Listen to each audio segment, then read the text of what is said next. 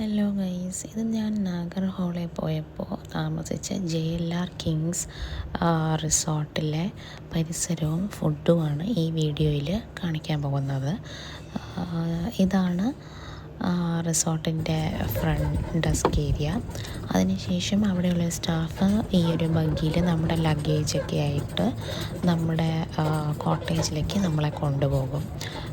ഞങ്ങൾ 2 പേർക്ക് 16,000 രൂപയാണ് ഒരു നൈറ്റിനായത്.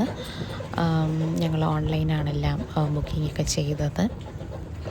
പിന്നെ ഇത് നാഗർഹോളെ ടൈഗർ റിസർവിലാണ്. അപ്പോൾ ജംഗിൾ സ്റ്റേ ആണ്.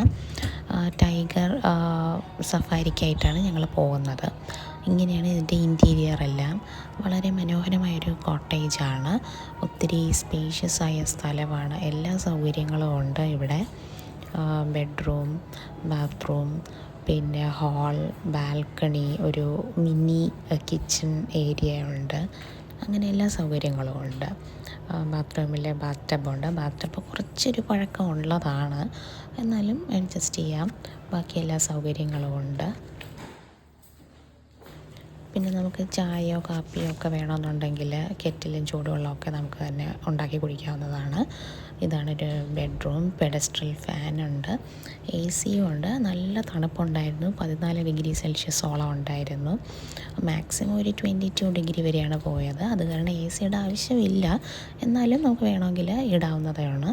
പിന്നെ ഒരു കൊച്ചു ബാൽക്കണിയുണ്ട്. അങ്ങനെ ഒരു വളരെ മനോഹരമായതും വളരെ നല്ലൊരു സ്റ്റേ ആയിരുന്നു ഞങ്ങളുടേത്.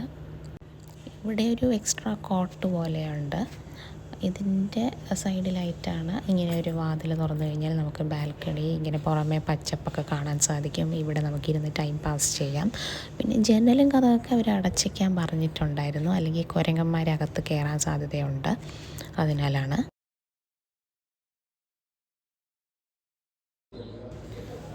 അപ്പോൾ നമ്മൾ ഉച്ചയ്ക്ക് ചെക്ക് ഇൻ ചെയ്തതിന് ശേഷം ലഞ്ച് ഉണ്ടായിരുന്നു. മൊത്തത്തിൽ നമുക്ക് ലഞ്ച്, പിന്നെ 4 മണിക്കുള്ള സ്നാക്സ്, ഡിന്നർ, പിന്നെ പിറ്റേ ദിവസത്തെ ബ്രേക്ക്ഫാസ്റ്റ്, ഇത്രയാണ് നമുക്ക് ഉള്ള ഫുഡ് ഐറ്റംസ്. അപ്പോൾ ഫുഡിനെ പറ്റി പറയുകയാണെങ്കിൽ അസാധ്യ ടേസ്റ്റും വളരെ നല്ല ഫുഡുമായിരുന്നു. വെജിറ്റേറിയൻ ഓപ്ഷൻസ് ഒത്തിരി ഉണ്ടായിരുന്നു. നോൺ വെജ് ആണെന്നുണ്ടെങ്കിൽ ഒരു ചിക്കൻ, അല്ലെങ്കിൽ ഒരു എഗ്ഗിൻ്റെ ഡിഷ്, അല്ലെങ്കിൽ ഒരു ഫിഷിൻ്റെ ഡിഷ്, ഇങ്ങനെ ഉണ്ടായിരുന്നുള്ളൂ. പക്ഷേ വെജിറ്റേറിയൻ ഓപ്ഷൻസ് വളരെ വൈവിധ്യമായിട്ട് ഉണ്ടായിരുന്നു. പിന്നെ പക്കോട ഉണ്ടായിരുന്നു, ഡെസേർട്ട് ഉണ്ടായിരുന്നു. എന്തുകൊണ്ടും ഫുഡ് അവർ നല്ല രീതിയിൽ തന്നെയാണ് നമുക്ക് സെർവ് ചെയ്ത് തന്നത്. എല്ലാം നമ്മുടെ ചോറും കറികളും, നാടൻ കറികൾ ഒക്കെ ഉണ്ടായിരുന്നു.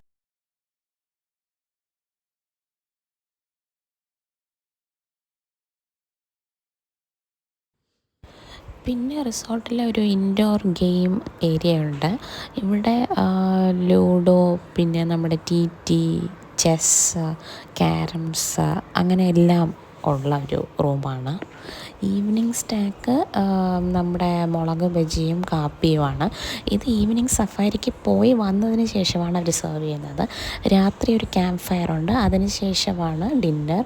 ഇവിടെ വെറ്റയും ഇങ്ങനെ മുറുക്കാനൊക്കെ വെച്ചിരുന്നത് കണ്ടപ്പോൾ ഒരു ഫോട്ടോ എടുത്തതാണ്. ഈ കാണുന്നത് ഫ്രൂട്ട് കോക്ടെയിലാണ്.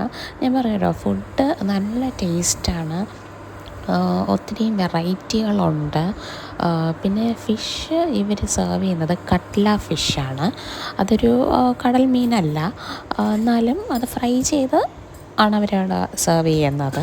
പിന്നെ ബാക്കി എല്ലാ ഡിഷസുമാണ് ഈ കാണുന്നത്. സാലഡും, പിന്നെ റൊട്ടിയുണ്ട്, റൈസുണ്ട്, വെജ് കറികളുണ്ട്. അങ്ങനെ ഈ ഫുഡ് എല്ലാം തന്നെ അൺലിമിറ്റഡ് ആണ് എന്നും കൂടി ഓർക്കണം. അപ്പോൾ നന്നായിട്ട് പോളിങ് ചെയ്യാൻ പറ്റുന്ന ആൾക്കാരാണ് നമ്മുടെ കൂടെ ഉള്ളത് എന്നുണ്ടെങ്കിൽ നന്നായിട്ട് ഭക്ഷണം കഴിക്കാൻ സാധിക്കും. പിന്നെ വയറ് നമ്മുടേതാണ് എന്നൊരു ഓർമ്മ കൂടി ഉണ്ടായിരുന്നാൽ മാത്രം മതി. അങ്ങനെ നെക്സ്റ്റ് ഡേ രാവിലെയായി. ഇന്നാണ് ചെക്ക് ഔട്ട് ചെയ്യേണ്ടത്. രാവിലെയും നല്ല സുഭിക്ഷമായ ഫുഡ് തന്നെയായിരുന്നു. കൊച്ചു കൊച്ചു പരിപ്പ് വടയൊക്കെ ഉണ്ടായിരുന്നു. ശരിക്കും എന്നെ ഭയങ്കരമായിട്ട് അതിശയിപ്പിച്ച് കളഞ്ഞു ഇവരുടെ ഫുഡ്. എന്താണെന്ന് വെച്ച് കഴിഞ്ഞാൽ ഞാൻ ഇതിന് മുൻപ് കഴിച്ച കർണാടകയിലെ ഫുഡുണ്ടല്ലോ, അതിൻ്റെ കൂടെ കിട്ടുന്ന ദോശ സാമ്പാറൊക്കെ ഭയങ്കര മധുരമായിരുന്നു. അപ്പോൾ ഞാൻ വിചാരിച്ചു ഇത്തവണ പോക്കാണ് ഫുഡ്.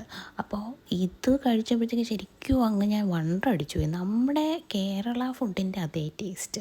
അപ്പോൾ ഇത്രയേ ഉള്ളൂ. Tata bye bye.